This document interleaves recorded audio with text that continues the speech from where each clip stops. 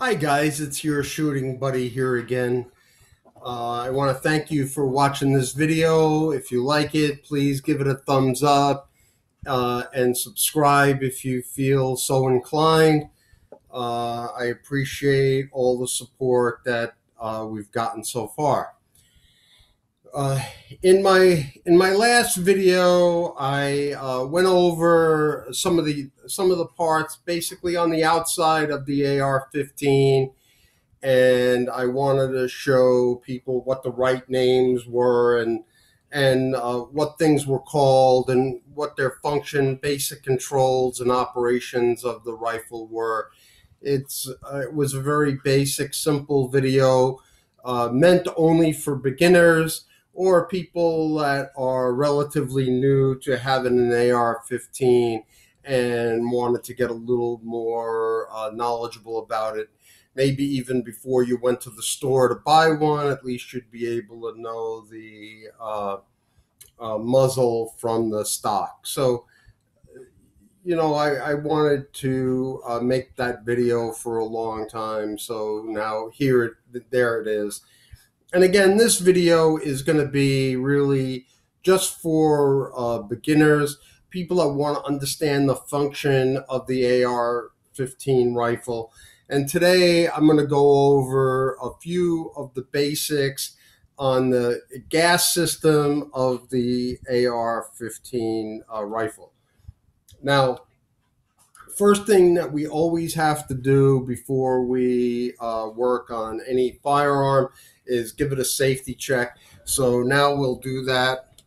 You'll see there's no magazine. I've opened up the action and I'm looking into the chamber, which is totally clear of any rounds. So you want to make sure before you handle a firearm that you've done that, because it's very, very important that you stay safe and keep your family and loved ones safe. Again, only point the rifle in a safe direction. Always keep your finger off the trigger and always safety check the gun after when you start to handle it again. So the last time I handled this gun, it was at the range. So I haven't even taken the time to clean it yet. But what you always need to do, especially when you know you've recently used live ammo in the gun, is safety check it to make sure that it's clear. It's a very fundamental, basic thing. You hear it 1,000 times. But it's that 1,001th time when somebody doesn't pay attention to that rule that an accident happens. So please do me a favor and make sure you always safety check the gun. Make sure the magazine is out and that it's completely unloaded before you handle it for any reason other than with the intention to fire it, either downrange or in self-defense, which hopefully will never happen to anybody watching this, because that's got to be the worst day of your life, right? When you have to use deadly force to protect yourself or your loved ones. Not a good situation to be in. But I digress. So today I promised that we wanted to go over the gas system of the rifle. So I'm going to do that. But what I'm going to do first is remove the handguard from the rifle so you can get a better idea of what the gas system looks like. So if you will bear with me, we'll take that out. Now you can take the handguard off an AR-15 rifle built like this without too much trouble, without a special tool. I have a special tool, so I use it. My fingers are old and my thumb is weak, so bear with me while I do that. So what you do is you insert the tool into the magwell and underneath the D-ring here, and that gives you the leverage to pull on it and take the handguard off. It's really as easy as that. I'm going to snap this off because obviously it's getting in the way.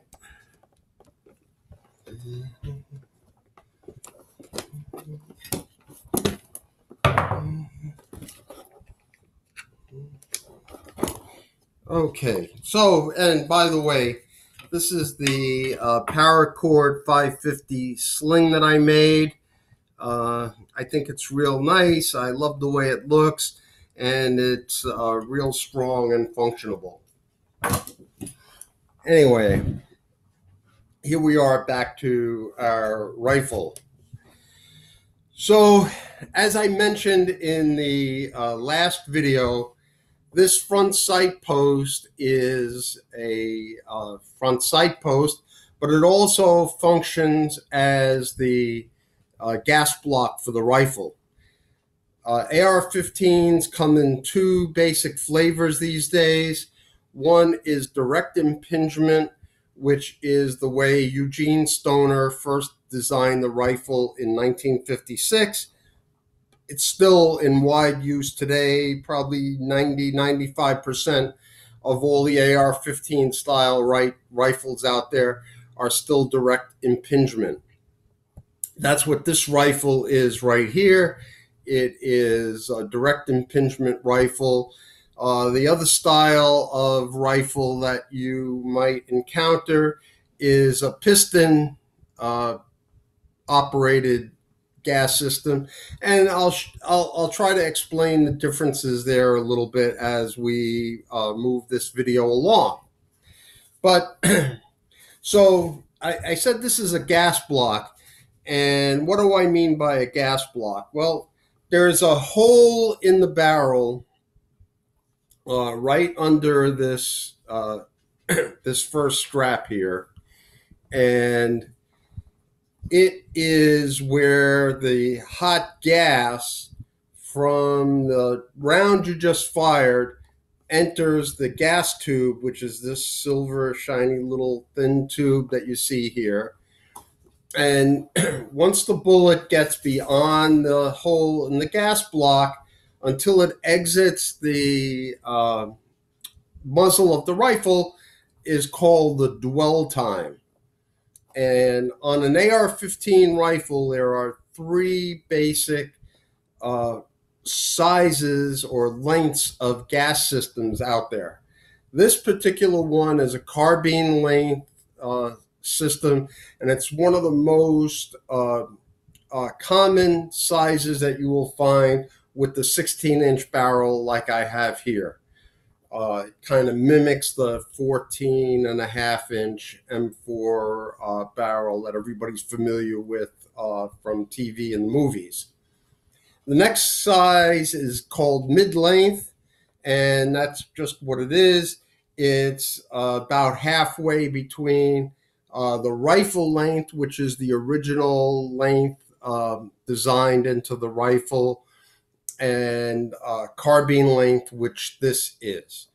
So I digressed a little bit. So the gas goes into the tube, and it's under very, very high pressure. Let me get the, I'm going to open up the rifle. I want to get the,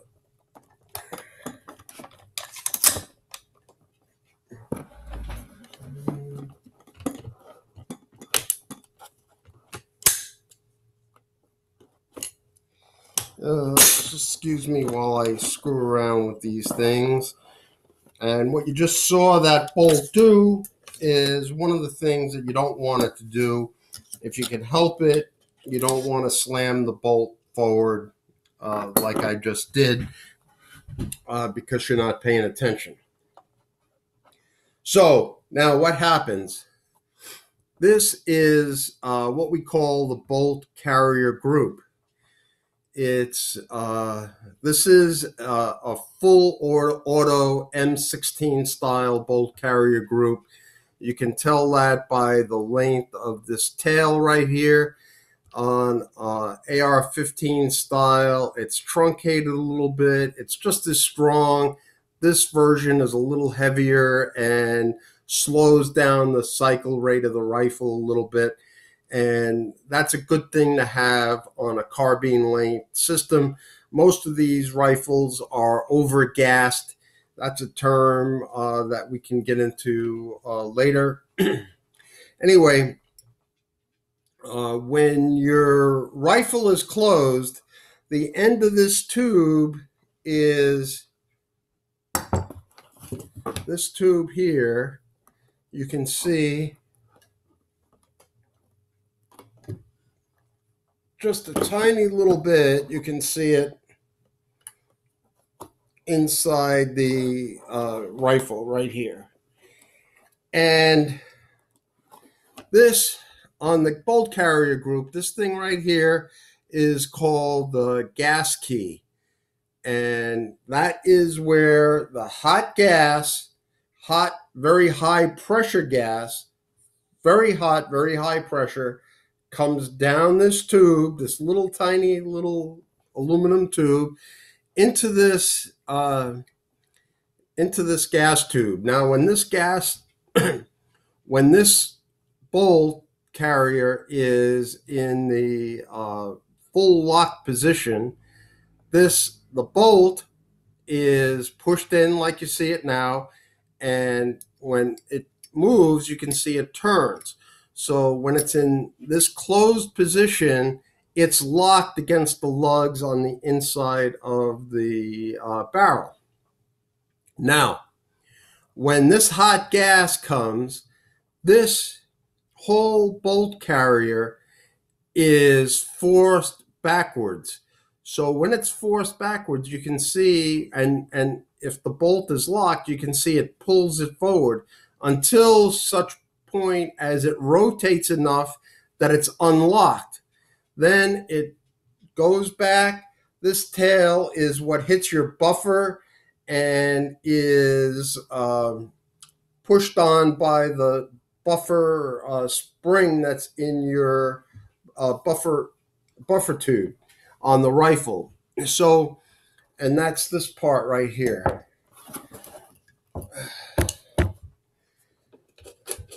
See how that works there? It's just held in by this little detent, and if you press that down, make sure you have your hands there, because that'll go, the little detent will go flying and you'll lose that and or the spring. And the buffer is on a spring that's basically the whole length of the buffer tube here. So when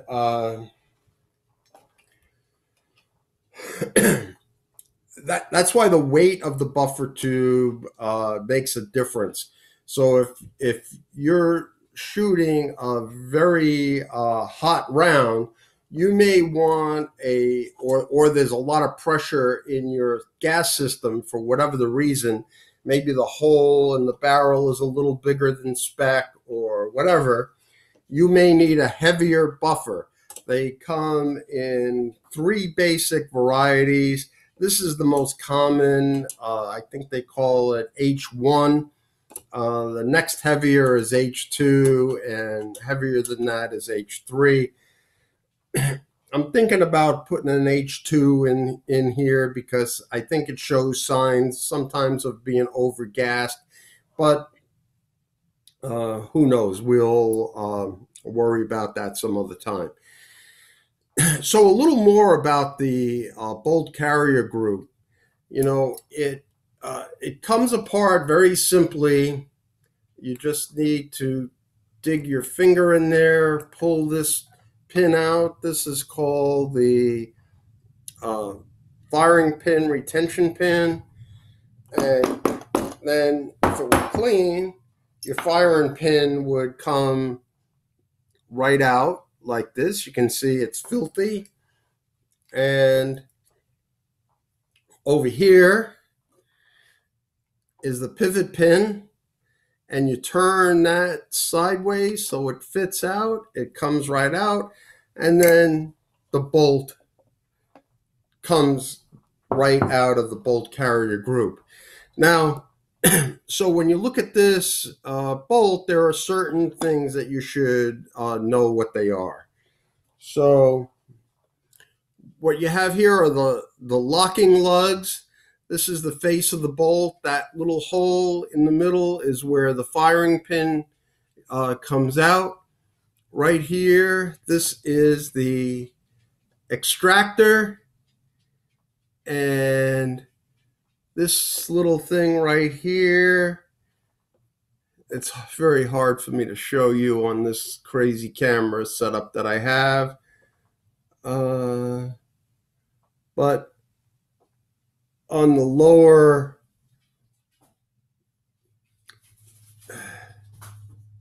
this one right here, you see that little thing in the bolt face, and that is the ejector.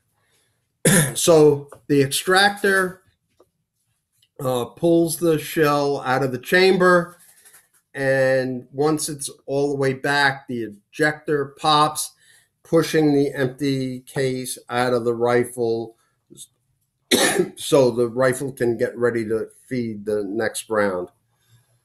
Over here are the gas rings. There are 3 of them right here on the bolt, and they are working on this rifle exactly like the rings on the pistons of a car, because really this bolt carrier group is the piston in the rifle. The whole thing rockets back and forth. There's very hot gas, very high pressure gas going in here, and forcing this whole thing back and the bolt forward until it locks by the cam pin here. So there's a lot of things going on here, and that gas is I keep saying that the gas is hot. It's very dirty. That's why you get a lot of carbon buildup on your AR-15 bolt and bolt carrier, and that's why it's important to clean it. Now, one of the things that some people get wrong is one of the most common things when you first get an AR-15. You're told that an AR-15 needs to be run wet. So you see pictures, and I've seen people on the range dousing this bolt carrier with oil and putting oil all over this thing. And man, that is a mess, I got to tell you. That is not really what you want to do. There are certain points on this gun, on this bolt carrier, that need to be oiled. Everything else needs to be left alone if at all possible. Now, one of the big misconceptions is some people think that these 2 holes here are oiling ports. They are no such thing at all. The gas that comes down the gas key and is forcing this whole thing back has to be released somewhere, and you don't want it going into your face. So they put these venting holes in the side of the bolt carrier, and that's what you see right outside your ejection port cover when the rifle is in battery, because then you're able to see the gas ports, and so the hot gas comes out of there. So you don't want to put any oil in there. Another thing is the gas key itself does not want any oil in it. You want to keep it dry. You want to keep it free of debris. So every once in a while, clean the inside of that thing out, and but don't put any oil or grease in there. So the major points on the outside of the bolt carrier that need attention are going to be this little rail here, right underneath the gas key, and this rail here, which goes along the bottom right here. What I've been using is a little dab of grease that I got from Walmart. When I ran through this earlier, I forgot to show you guys the grease that I use. I got this at Walmart for $6, and I got the idea from another YouTube video. I don't remember which one, but thanks to that guy. Some people don't believe in using products that aren't designed for guns in guns, but just think of how much a car costs compared to even some of the most expensive guns don't cost in the range what a car costs. So this is a pretty good product. I've run a few thousand rounds through my AR-15 using nothing but this grease, and it's been flawless, and it cleans up real easy.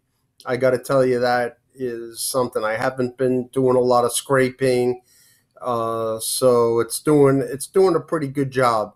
I wanted to add this into the video so that you guys could see it. It comes in this tube, and look at, you can, here we go. I got to get used to this camera. You just dab out a little tiny bit. There's enough of this grease in here probably for 1,000 years worth of shooting. Keep watching the video. Thanks. Got a whole tube of grease from Walmart, and that grease stays in place. It keeps the rifle running. It's very easy to clean up, and it's good, high quality grease, I think. I don't even use regular oil on it anymore. So that's what I do there. Now, when you take the bolt out, if you feel along here, you'll feel waste. And what you want to do is make sure there's some lube on that waste. And again, I use my Walmart grease for that, and it seems to work fairly well. The other area on the bolt that needs some attention and lube are the gas rings. So I put a little dab of grease around the outside of the gas rings, and it seems to do the job. One final point is between the locking lugs, a little tiny dab of grease. No grease or oil on the face of the bolt. That's one of the things that you can do wrong. You definitely don't want to do that. And I'm talking about a little tiny bit of grease. Very, very little, because you don't want to have a big gummy mess. I wouldn't put any oil or grease down into the firing control mechanism of the rifle. That's no good. So that's just a short little demo on that. Now, the other thing I was mentioning before I went into all that detail about the bolt carrier is the piston style of gas system. Now, what that is, you still have a gas block here, but instead of this tube, you have another little block with a piston in it, and instead of the gas traveling down this tube, the piston is driven back, and at the end of the piston, there's a rod instead of this tube, and that rod is what pushes your bolt carrier back. Now, because of that, it is not putting any hot gas or fouling into your bolt carrier group or your bolt. So it's going to run a little cleaner over there. But there's still the same exact amount of extra gas fouling, carbon, whatever, and it builds up inside the piston chamber. So all you're doing is moving it from one place to the other place. People like one system better over the other. I've chosen to keep my rifle simple, and I keep it with the direct impingement system. For one thing, it's a lot cheaper, and it's been working since, like I said, 1956 when they first designed this rifle, and I don't see any reason to change it now. So thank you for watching. Again, please give me a thumbs up if you like this video, and please subscribe. Thank you all very much.